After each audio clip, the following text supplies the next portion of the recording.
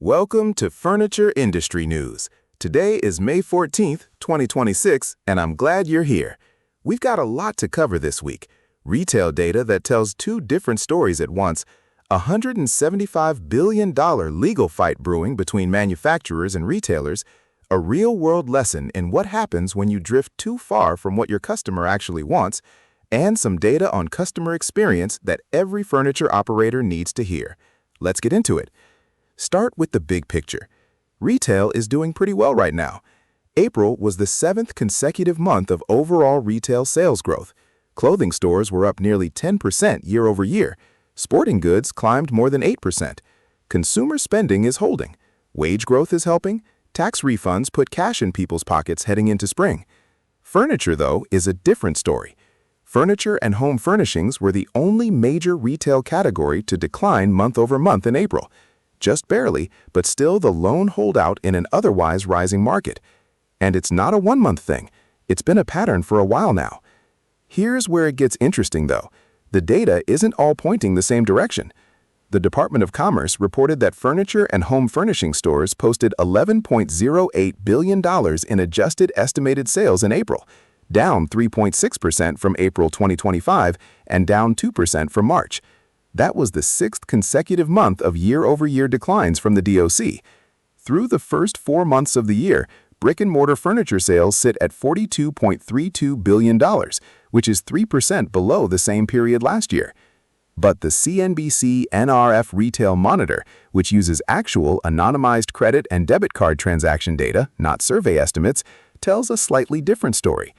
According to the Retail Monitor, furniture and home furnishing stores were actually up 2.58% year over year in April. So which is it? Both, kind of. They're measuring different things. One is counting brick-and-mortar transactions. One is counting card activity across channels. What they agree on, furniture demand is soft relative to the rest of retail, and month-over-month momentum has stalled. Furniture is not keeping pace with the broader consumer economy. The gap is real. Now let's talk about housing, because it matters more to furniture demand than most other factors. Home prices are rising in 71% of major metro markets, according to the National Association of Realtors' first quarter survey. The national median single-family home price hit $404,300, up 0.5% year over year. The Northeast led with prices up 4.9%. The Midwest was up 3.6%. For furniture retailers, rising home values historically signal opportunity. Homeowners with more equity invest in their spaces. New movers furnish new homes. But the problem is, fewer people are moving. Inventory shortages persist. Mortgage rates, while down from last year, remain elevated. First-time buyers are spending 32.5% of their income on monthly mortgage payments. That frozen housing market is suppressing one of furniture's most reliable demand triggers, the new home, new furniture cycle. Until more people are moving, that demand sits on the sideline. There are some early bright spots. 27% of markets are now seeing price declines, up from 17% a year ago. The average monthly mortgage payment is down $140 from last year. If those trends continue, pent-up demand could start moving in the back half of 2026. Now for the story that's going to create friction across the industry for years, the tariff refund fight. Earlier this year, the U.S. Supreme Court invalidated tariffs on imported furniture under the International Emergency Economic Powers Act. That ruling opened the door to refunds on duties already paid. The total refund pool across all goods, not just furniture, could reach as much as $175 billion, according to Home News Now.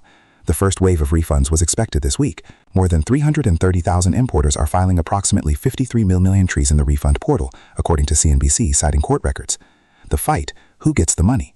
Manufacturers say they bore the operational burden. They navigated supply chain disruptions. They absorbed costs in their margins. They diversified sourcing. And now they're spending real money filing customs claims and retaining legal counsel.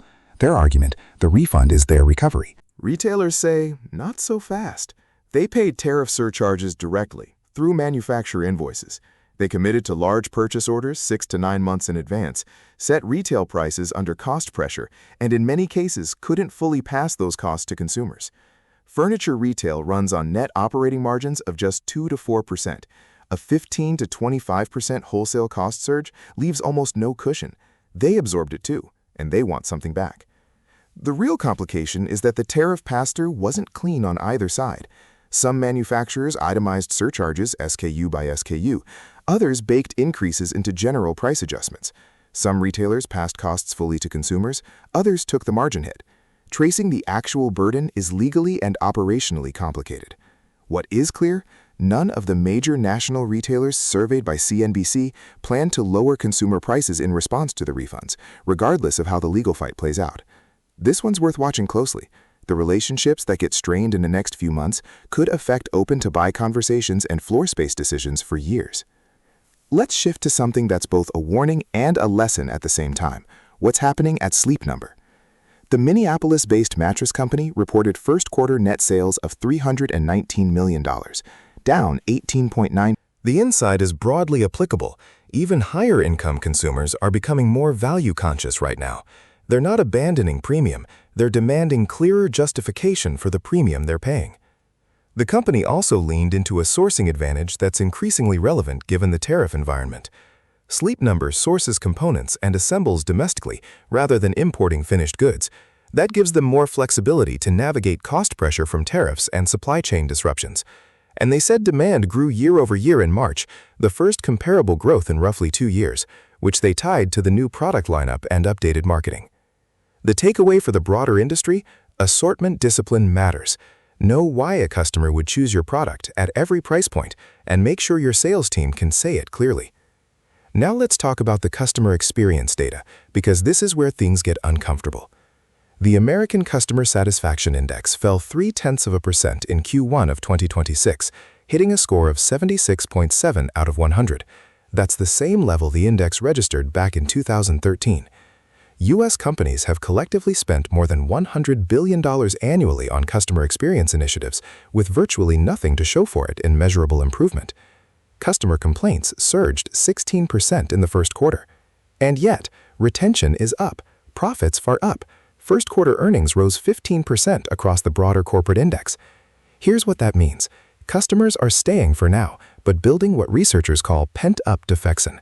They're tolerating the experience until something better comes along. When it does, the departure happens fast, and winning them back is expensive. In furniture, where a single purchase might be the biggest discretionary transaction a household makes all year, this matters enormously. One bad experience, a slow delivery update, a damaged piece, a salesperson who felt transactional, doesn't just lose a sale, it loses the next visit, the referral, and potentially years of relationship. A survey of 5,000 U.S. consumers by Verint found that 79% said they would switch to a competitor after a single negative customer experience, but 80% said they'd repurchase and recommend after a great one. The gap between those two outcomes is largely execution. Not product, not price. Execution. And speed is the single biggest driver.